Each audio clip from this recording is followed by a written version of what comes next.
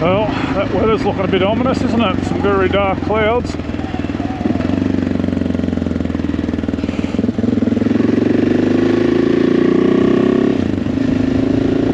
think we might turn left. I'm not going that way, I'm going that way.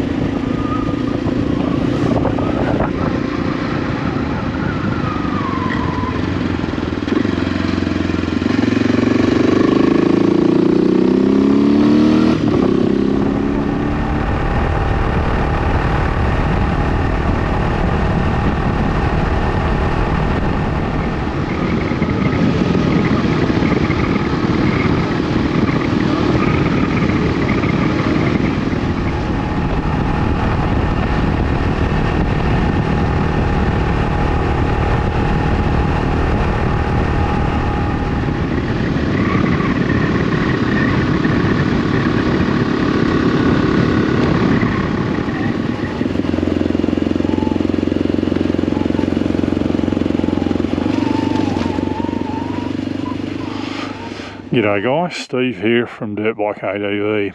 Just out on the AJP PR7 for a little Sunday cruise. You know how it goes, clear the head.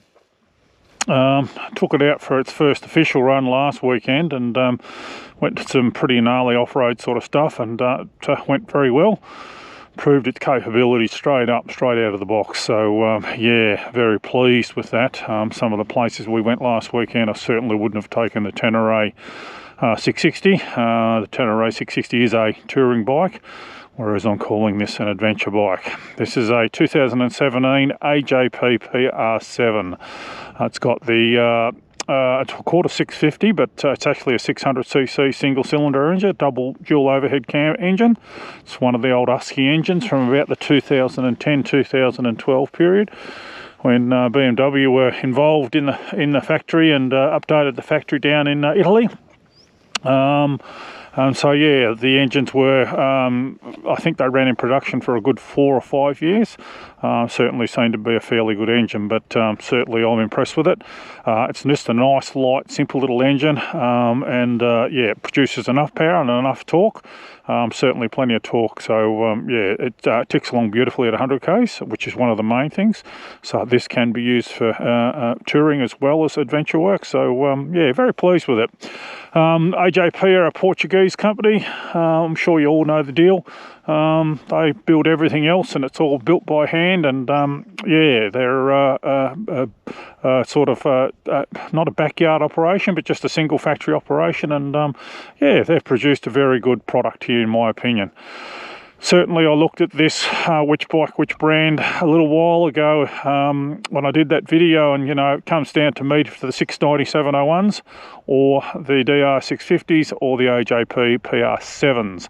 Now, I'm probably going to avoid the DR650s just because they're getting a little bit old and long in the tooth, and a bit of a, not a performance monster, shall I say, and usually requires a fair bit of work to do to get them up to speed. The 690-701s, absolutely high performance package, really good bikes, nicely balanced, plenty of power, more power than you can ever need, and yeah, a very well made bike. But of course you do need to buy them and then fit them with towers and racks and all that sort of stuff. They just come out of the factory as a dirt bike, so yeah. But of course they spec up really nicely and come up really good as an adventure bike, and can be used as touring, as Brendan's done, my mate, with his 701. You've got a very comfortable touring bike that can be used for adventure work as well too. So, but the AJPs, however, don't require a lot of money to be spent. The tower is fitted to the bike. You've got a tablet up there for navigation. You've got another speedo as well. They come out with a really good, strong, solid bash plate. Good brakes, nice big wide foot pegs, about a 17 litre or 19 litre tank. I'm not sure which one it is. The earlier models I thought had a 19 litre, but the current models are saying they've got a 17, so I'm not sure which one it is, but certainly that gave me 350k range. I ran it out of fuel last week. We just couldn't be bothered waiting for a service station to open, so we just kept going until I ran out of fuel, and then Brendan just lent me a bit out of the Exxon Valdez, his big 701 with the 28 litre tank. So yeah, around about the 17 or 18, 17, 19 litres. a dry weight of 140 kilos. So can't wait to weigh this and really test that theory out.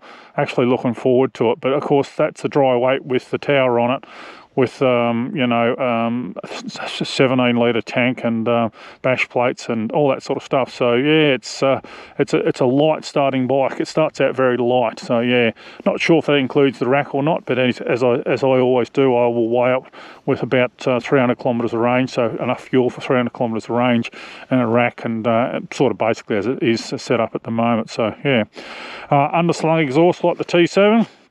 Obviously, it's kind of it cops a bit of a hiding. So this is a 5-year-old bike now, or heading towards 6-year-old. So you'd expect it to be bashed up a little bit, but certainly I'll be modifying that lower part of the pipe there and just sort of strengthening that up a little bit and just changing the way that's configured. So, but overall, so far, I'm very impressed with the bike.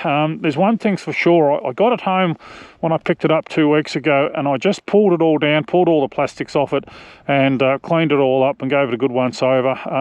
The guy that owned it, Ian, before me, you know, he'd maintained the bike really well. He'd done fix some issues, got the mapping changed a little bit. The mapping didn't seem to work in Australia too well, so he got the mapping changed and did a relay for the starter mode just to make sure it was getting all the power available. He fitted some driving lights and a rear rack, and that's all he did. But it was a well-maintained bike, but he hadn't ridden it for 3 years. He just bought himself a KTM 450, and this got tucked back in the corner, and yeah, it needed a bit of love and a bit of a clean-up, so I did that. But as I did it, I'm absolutely astounded at the build quality of this bike. It's just phenomenal build quality. The plastics I pulled off were the best plastics I've ever seen on certainly any dirt bike, and the 690 and the 660 Tenere. Really good quality, nice, thick, well-moulded plastics that fitted absolutely perfectly. They all lined up, all the bolt holes lined up. Sometimes you've got to wiggle and fiddle with plastics and that sort of stuff, but these were all just really good quality. There's a lot of laser cut parts on the bike.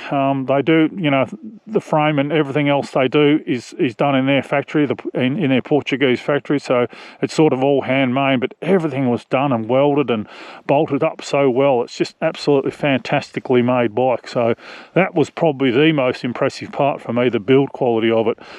They've manufactured a lot of components to make this bike. You know, it's not as though they've just grabbed old components off the shelf.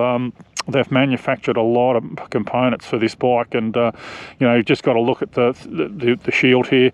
That's their own shield. All these little brackets in here, lovely little sort of key shrouds where the cables disappear into, you know, all that sort of stuff was all just bloody manufactured. The whole tower is manufactured by them. So yeah, it's just the build quality is what's impressed me. So yeah, very, very, very impressed. So anyway, I'm just out for a Sunday cruise.